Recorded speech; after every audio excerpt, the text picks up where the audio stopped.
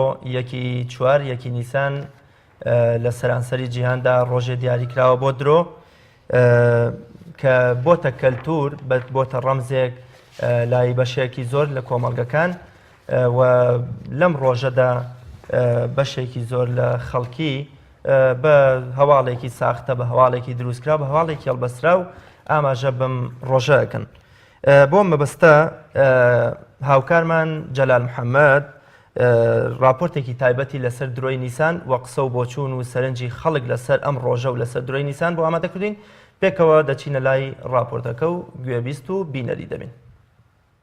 یەکەم ڕۆژی مانگی نیسان بە ڕۆژی درۆی نیسان لای بەشێک لە گەلانی جیهان ناوبانگی دەرکردووە. لەو ڕۆژەدا گەیاندنی هەر هەواڵێکی خۆش و ناخۆش بە مەرجێک بەرامبەرەکەت دڵخۆش یان تووڕە و نیگەران بکات، ئیدی لە دوای کاردانەوەی درۆکان بڵێیت درۆی نیسانە. ئەوە کەلتورێکی باوی بەشێک لە کۆمەلگا بیانیەکانە کە کۆمەلگەی کوردیش بەرەبەرە لاسایی دەکەنەوە و هەندێک کەسیش لە کۆمەلگای کوردی گەرچی دەشزانن درۆیە بەڵام پێیان ئاساییە. زۆرینەش بەهۆی پابەندیان بە ئاینی پیرۆزی ئیسلامەوە باوەڕیان وایە درۆ لە ژێر هەر ناو و نیشان و هەر کات و ساتێکدا بێت هەر درۆیە.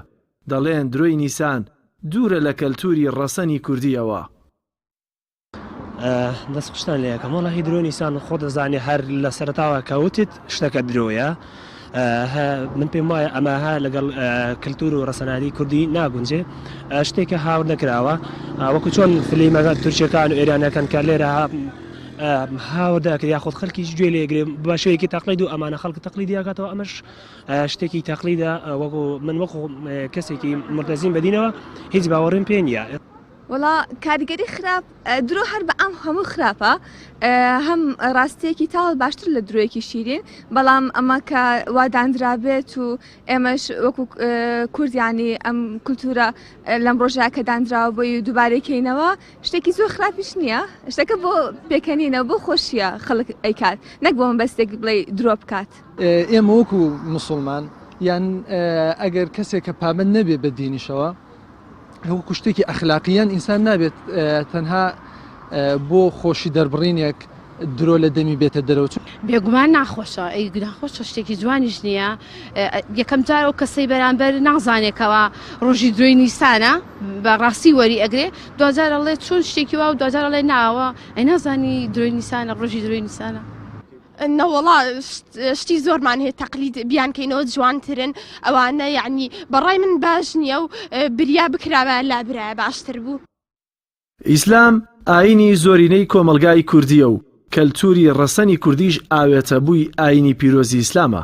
ئیسلامیش هەر کردەوە و دەربڕینێکی حرام کردووە گەرزیانی بۆ تاک و خێزان و کۆمەلگا هەبێت. زانایەکی ئاینیش دەڵێت لە ئیسلامدا تەنها درۆیەک ڕێگەی پێدراوە کە ئاشتەوایی نێوان دوو کەسی پێ بکرێت.